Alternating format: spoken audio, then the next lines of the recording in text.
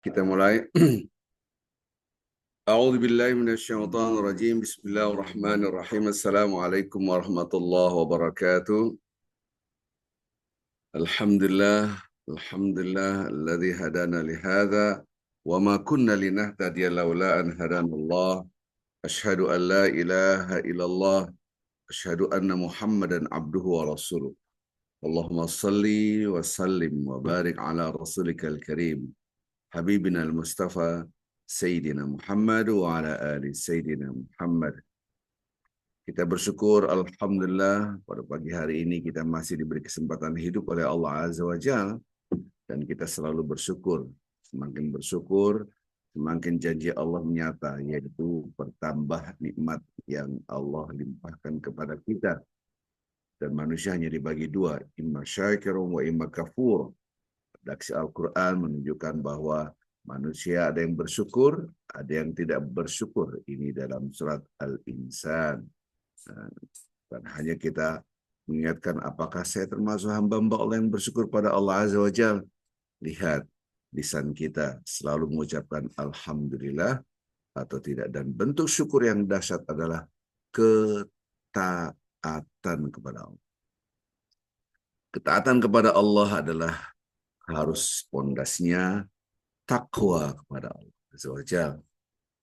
Betapa banyak manusia yang tidak bersyukur, hanya syukur mengucapkan Alhamdulillah, tapi dia tidak menjalankan perintah Allah. Inna hadainahus sabil.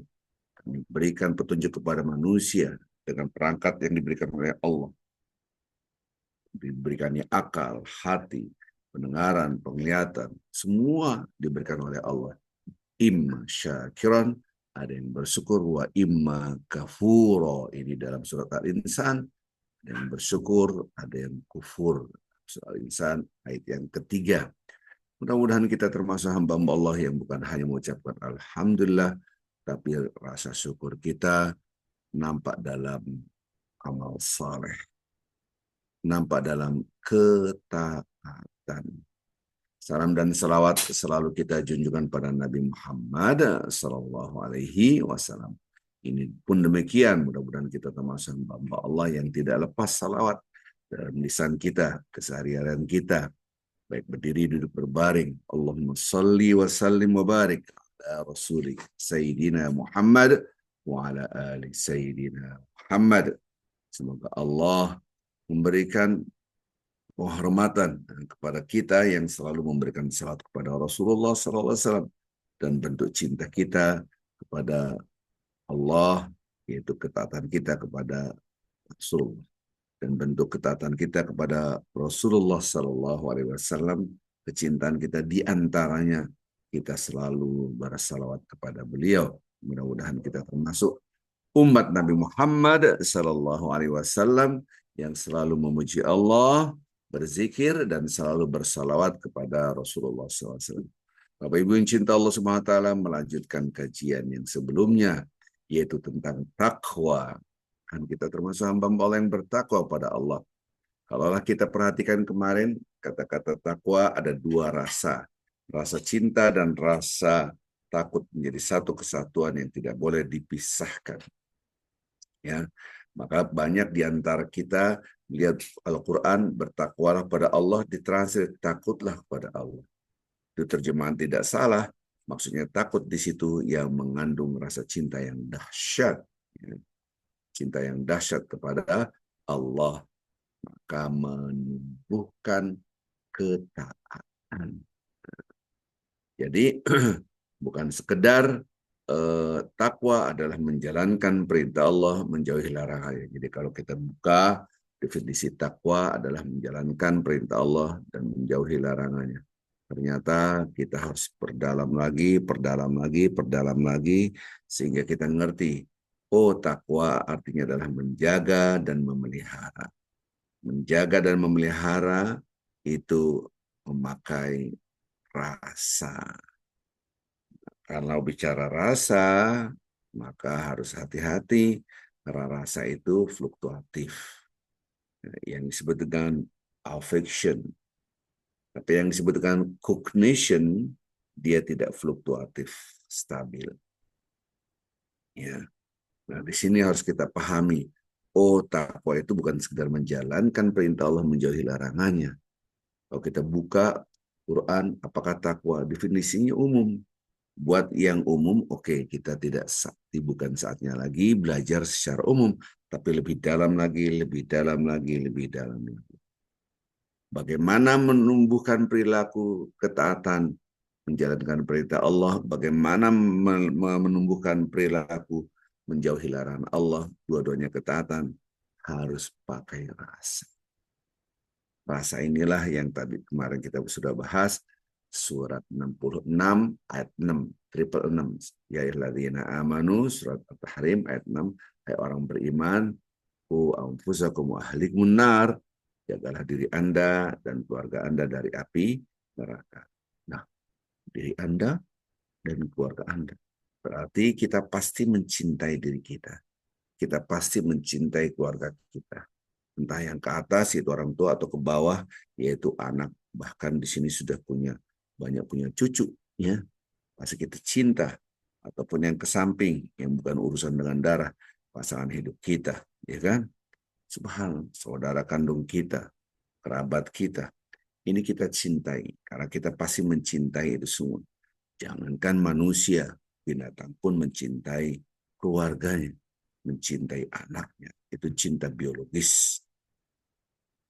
Perlu diingat, cinta kita tidak boleh berdasarkan cinta biologis saja, tapi cinta kita harus berdasarkan ketakwaan, berdasarkan cinta kita kepada Allah Azza wa Jalla. Subhanahu.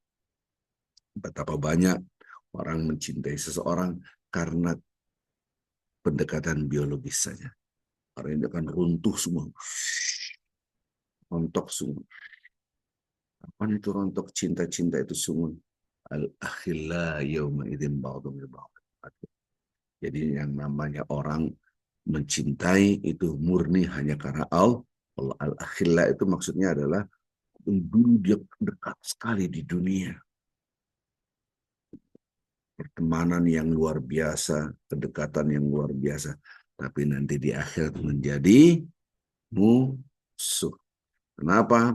Karena di akhirat adalah yang menegakkan keadilan adalah Allah Azza wa Jalla. Bukan kita, bukan apa yang saya inginkan, tapi apa yang Allah inginkan. Betapa banyak orang yang I love you, baik pada kawan, buka, tapi lupa billah, lupa bukan karena dunia, tapi karena Allah. Kebanyakan orang mencintai karena dunia, bukan karena Allah.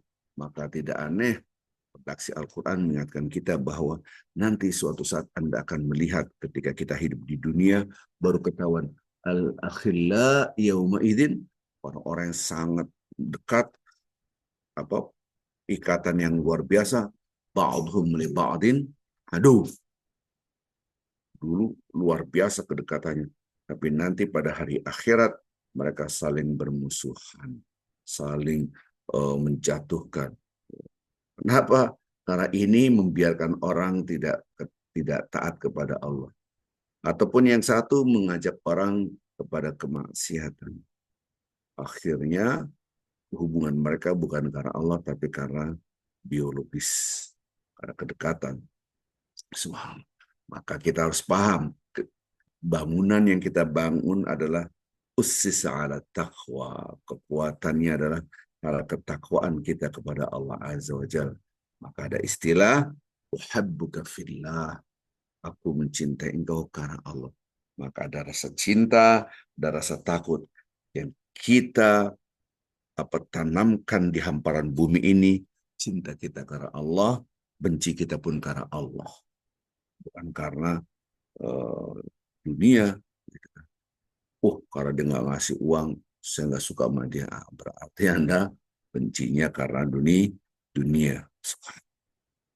Maka itu ketakwaan itu bukan hanya urusan kita kepada Allah Azza wa Jalla, tapi juga kesolehan sosial harus nampak dalam bertakwa. Maka itu kita harus belajar betul tentang takwa itu apa. Takwa itu berangkatnya dari kata-kata menjaga dan memelihara. menjaga dan memelihara, ada cinta, ada takut. Cinta dan takut satu kesatuan yang tidak boleh dipisahkan. Kepada siapa kita mencintai, kepada siapa kita takut, kepada apa kita cintai, dan kepada apa kita takut. Ada siapa, ada apa. Ini sekarang kita akan bahas pilarnya takwa. Sekarang secara bahasa dulu kita lihat bahasa. Kata-kata takwa adalah menjaga dan memelihara. Ya, kita akan menjaga perilaku kita. Kita akan memelihara perilaku kita. Tentu karena tunduk kepada Allah, pasrah kepada Allah. Sekarang kita bicara tentang hukum alam.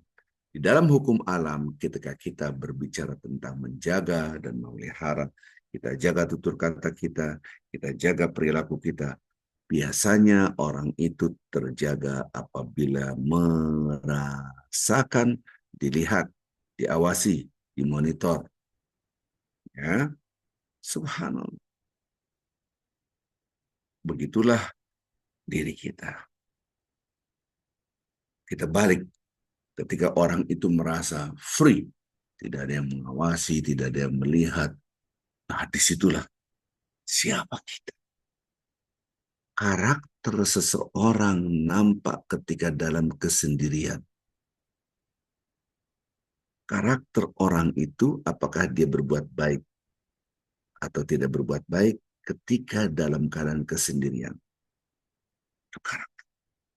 Kalau orang berbuat baik, di saat dia berbuat baik, orang melihatnya, itu belum menjadi karakter, belum teruji menjadi sebuah kepribadian dirinya. Bisa saja dia berbuat baik karena dilihat orang. Subhanallah. Oh, dia rajin, ada sampah dibersihkan. Orang melihat semua, kamu rajin sekali. Tapi ketika sendiri, dia tidak bersih-bersih. Berarti tidak ada karakter yang sifatnya dia ingin bersih-bersih, rapi, tidak ada. Wah, dia gembar-gembor anti korupsi, anti korupsi. Kita berantas korupsi, tegakkan keadilan demi rakyat.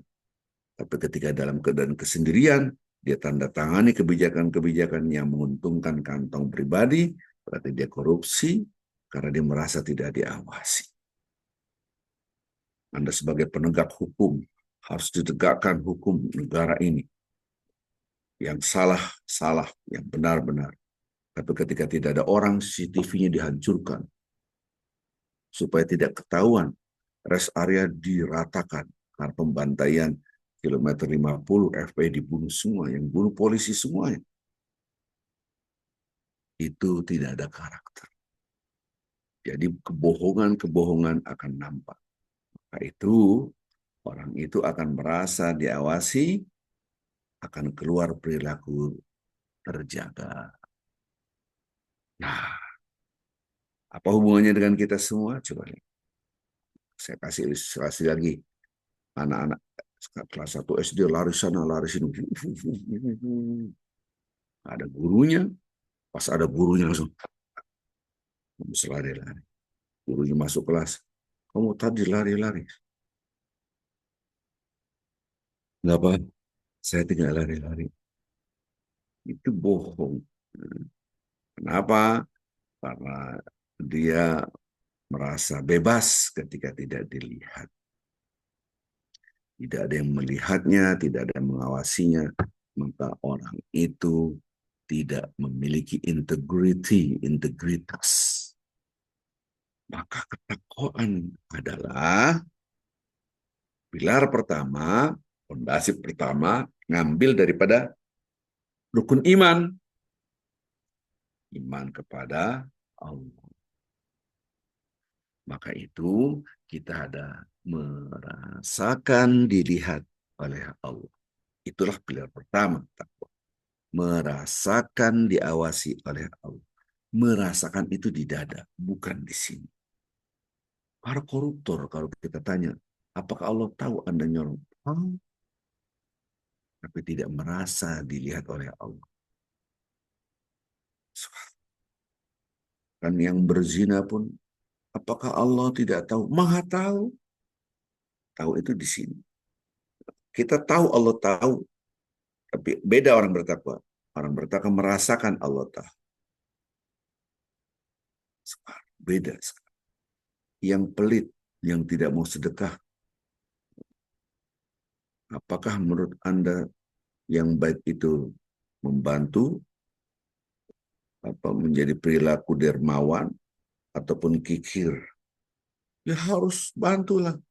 Padahal orang itu kikir, pelit, maka ilmu tentang dia harus bantu di sini, bukan merasakan.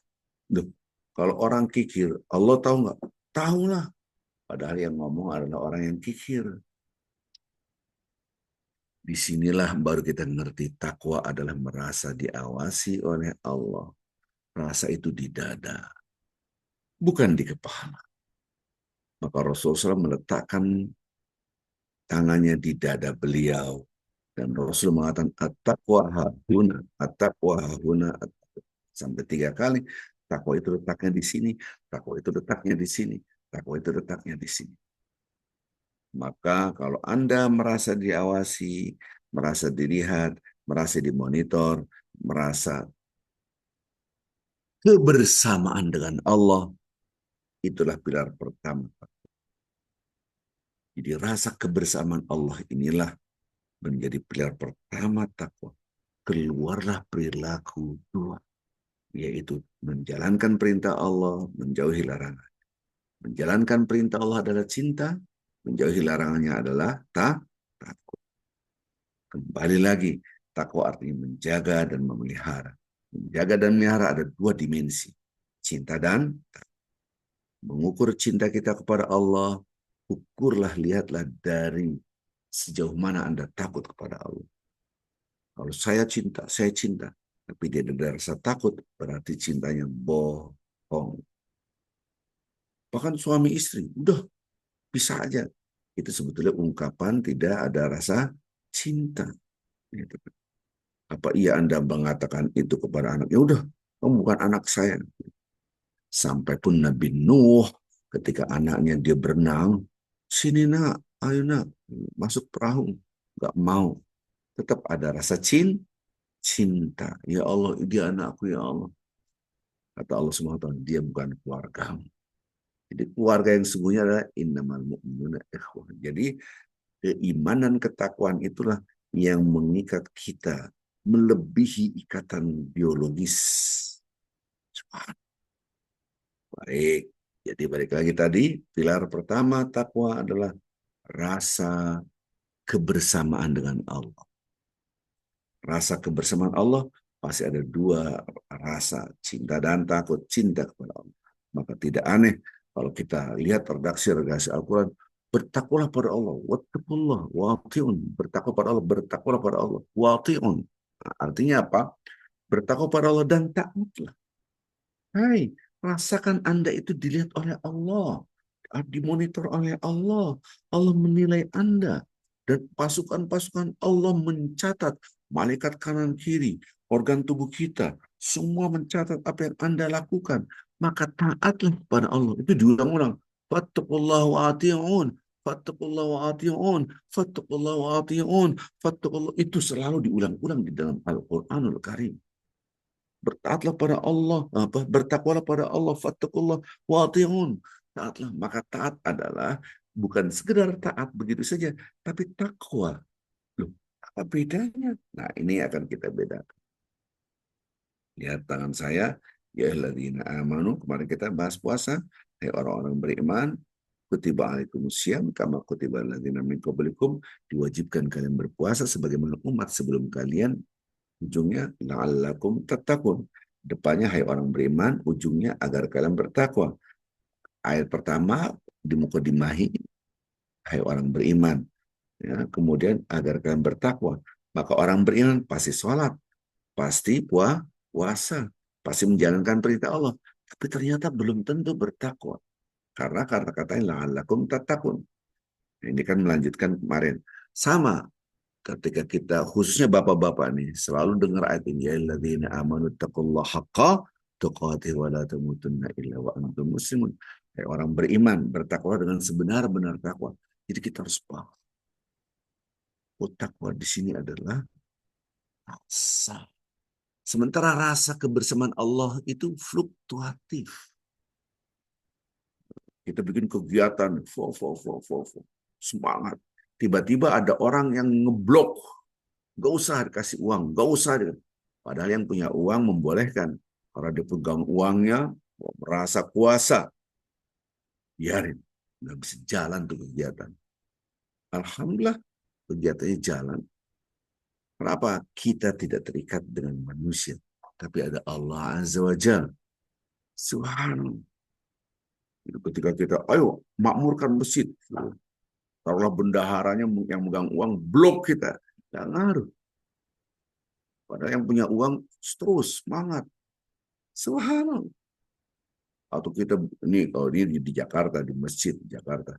Taruhlah di hutan sana. Berjuang. Tiba-tiba ada yang ngeblok. Mau membunuh kita. Berapa kali kita diancam. Tetap berjuang. Kenapa? Rasa kebersamaan dengan yang maha kuat. Allah Azza wa Jalla.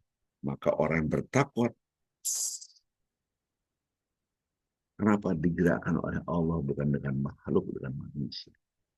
Cuman, maka itu kalau kita perhatikan, ketaatan itu harus dengan rasa. Rasa apa?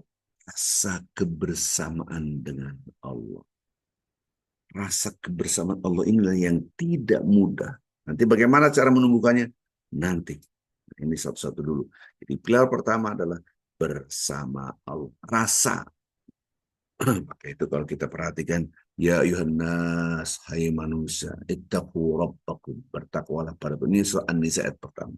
Ya ayuhan nas, hai manusia, bertakwalah pada Allah, ittaqu rabbakum. Rabb, saya terangkan, yang mencipta, yang menghidupkan, yang menggerakkan,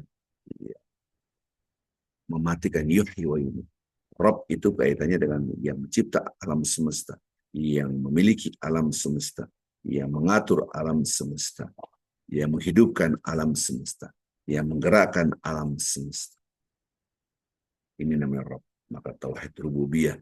Ya ayuhan nas, An-Nisa pertama, ya ayuhan nas taqu rabbakum alladzi khalaqakum min nafsin wahidah wa khalaqa minha zawjaha wa batha minhuma rijalan katsiran wa nisaa'a wattaqullaha alladzi tasaaluna bihi wal arham innallaha kana 'alaikum raqiba.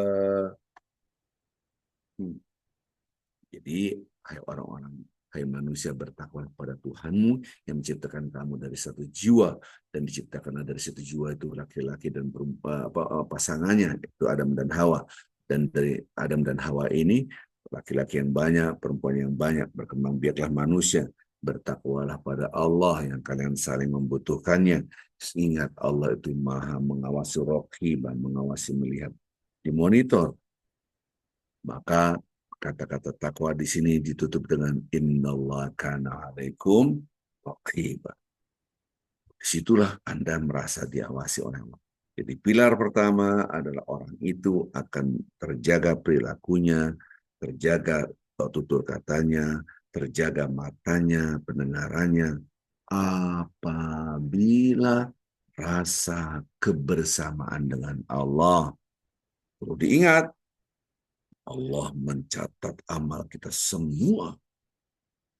Nah, pada bulan Ramadan, pada bulan Sya'ban, kebaikan kita bukan hanya dicatat, tapi langsung diangkat ke langit. Maka itu bulan Sya'ban banyaklah beribadah. Bukan hanya dengan puasa. Kemarin puasa sakit, muntah pusing. Akhirnya kita tidak puasa.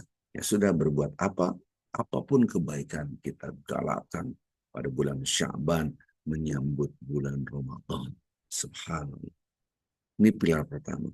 Oleh karenanya kalau kita lihat redaksi-redaksi Al-Quran, bertakwa, wattaqullah. Ya ayyuhalladzina amanu taqullaha wal tanzur nafsum ma qaddamat lighad. Wattaqullah, bertakwalah sampai 2 kali. Nah, ditutup dengan Asmaul Husna Khabir.